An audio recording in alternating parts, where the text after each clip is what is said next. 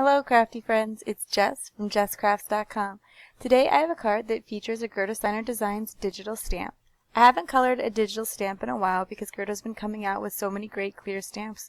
And recently though, those clear stamps aren't available because she is on vacation and isn't able to ship them. And so right now you can only get her digital stamps in her shop until July. And she'll be back with a new clear stamp set, and all the older stamp sets will be available on July 10th. We'll also have a big blog hop to feature the brand new stamp set, which is really cute and is great for people who may have a little bit of a crossover hobby between some fiber arts and stamping, as a little hint. And so today I have the digital stamp because you can still get these in the shop, and this one's called Nerdy Kitten. I printed it out on 110-pound Georgia Pacific cardstock, and I have a laser printer. I know they recommend using like a toner printer for digital stamps to not get the bleed with Copics, but I find that mine works as long as I let it use all of the colors. If I choose the black ink only option, I get some bleeding. To color the cat, I decided to go with gray because my cat is gray, and so I do color a lot of cats that color.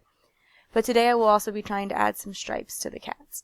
I'm using W1, 3, and 0, 0.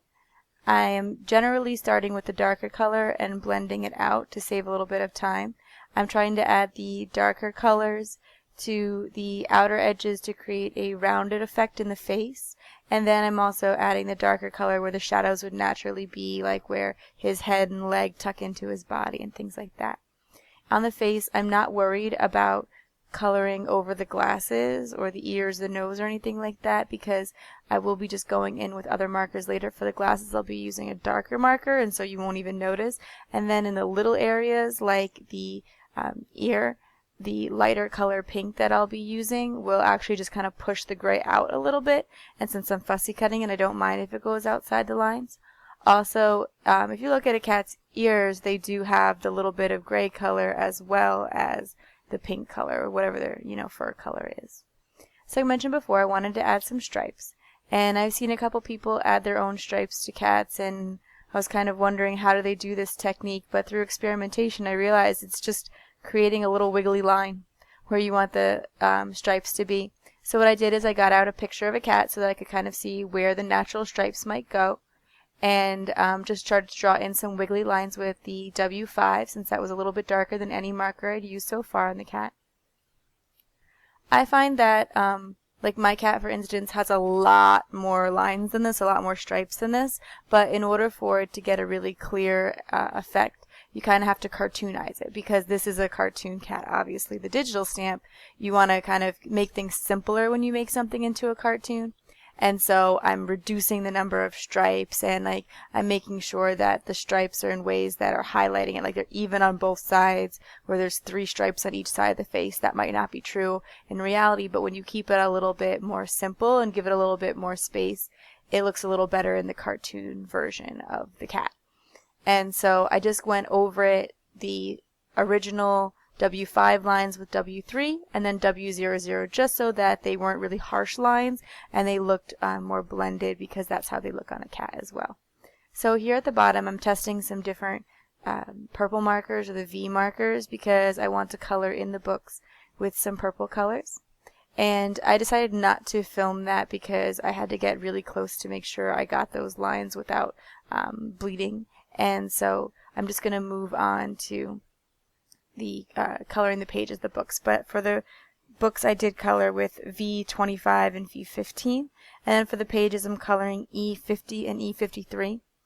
I thought these colors might be lighter, and that's why I should have got out my hex chart or my color chart to see what colors they really were, but I kind of just went for it.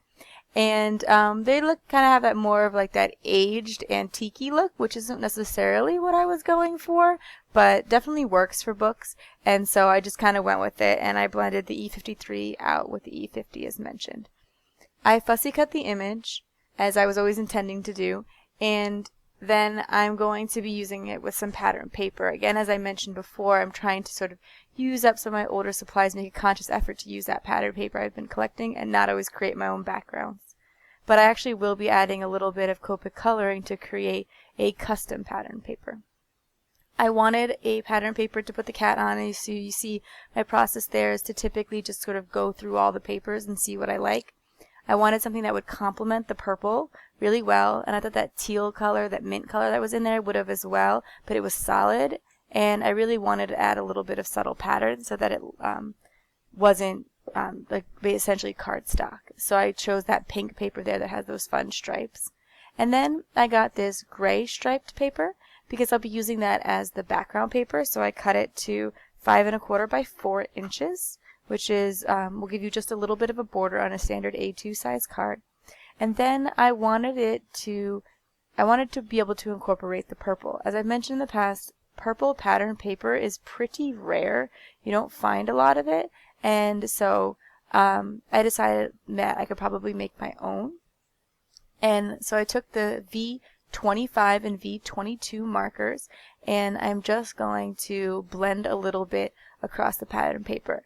Now, I don't need to add color to the entire pattern piece because I am going to be putting the cat on this stitched oval on top of the gray paper. So I'm just sort of putting the die itself over this gray pattern paper to see what areas I need to color, so that way I don't waste that extra ink. Copic ink is a little expensive, although it's a lot cheaper when you refill the ink versus when you first buy the marker.